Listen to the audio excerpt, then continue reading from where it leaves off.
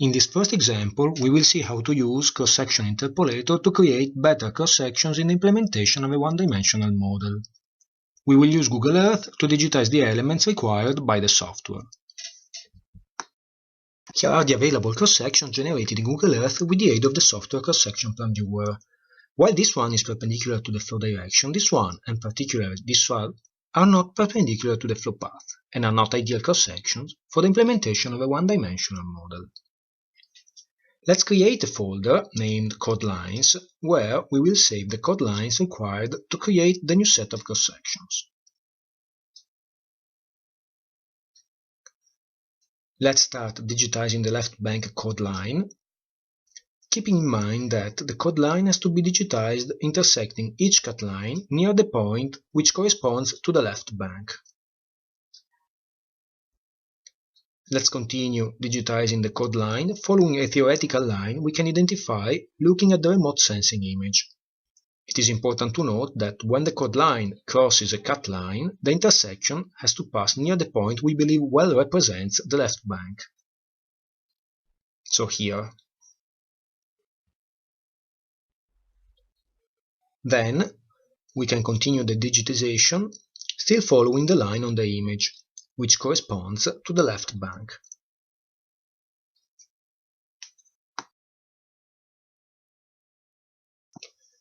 Looking at the end of the left bank digitization process, here we can see the most downstream cross-section.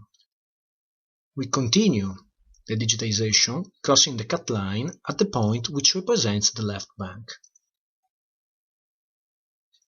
Let's close the dialog window, and here is the entire code line representing the left bank.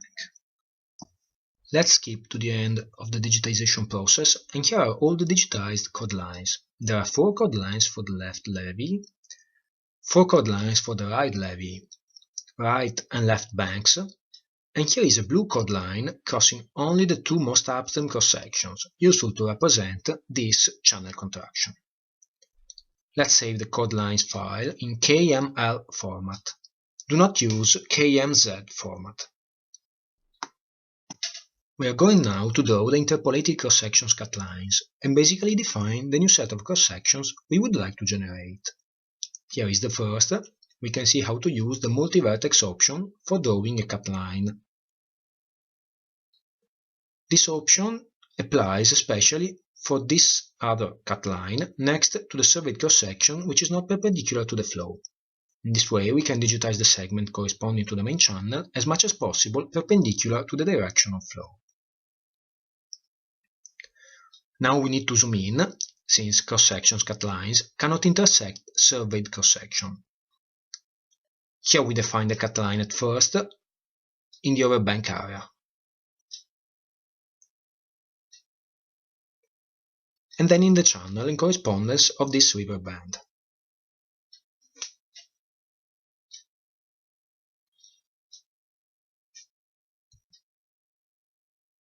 Let's draw another cut line, close to the previous one, to better represent the contraction in the river band. For the left overbank, the line is very close to the previous one. While in the channel, we draw the cut line where occurs the maximum contraction.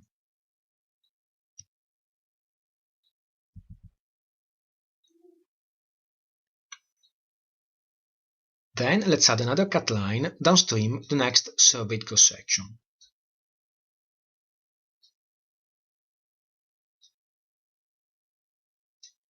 Let's highlight that the cross-sections cut lines must intersect all the code lines. Now let's add a final cut line to represent another channel contraction. Let's place it here,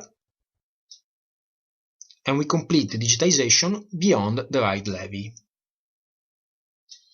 Finally, as we did for the code lines, let's save the cross-sections cut line file, paying attention to the file format, which has to be the KML format.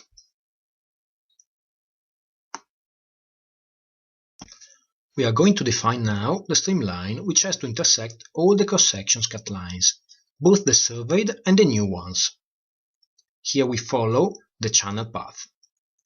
But actually, regardless of the path, it is sufficient that the line intersects all cross-sections. Save this file too in KML format.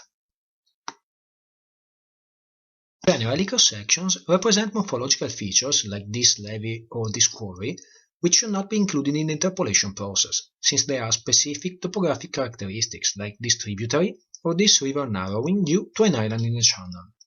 So it is better to delete those peculiarities directly from the text file to get a more appropriate interpolation. Now use the files generated so far in cross-section interpolator. Load surveyed cross-section cut lines, the text file with the station and elevation of the surveyed cross-sections, then the interpolated cross-sections cut lines, the streamline, and the chord lines. Since Google Earth uses the geographic coordinate system, specify here the UTM zone, which in this case is the zone 32 north. Define the text file where to print both surveyed and interpolated cross-sections.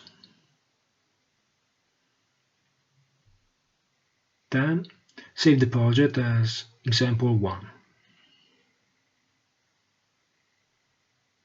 Run the software.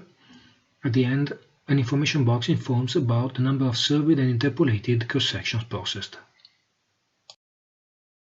Going back to the screenshot with the original cross-sections, let's analyze the results of the interpolation, adding the cut lines of the cross-sections we chose to interpolate, obtained with the aid of the software Cross-Section Plan Viewer.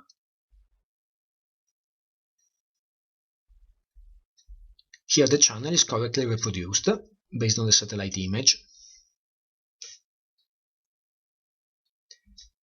And here too, where there is a river expansion. This cross-section seems to be strange, but it's only a matter of graphic representation, which is perpendicular to the segments defining the cross-section cut line. That's the link to the website, from where it is possible to download the demo version to test the software.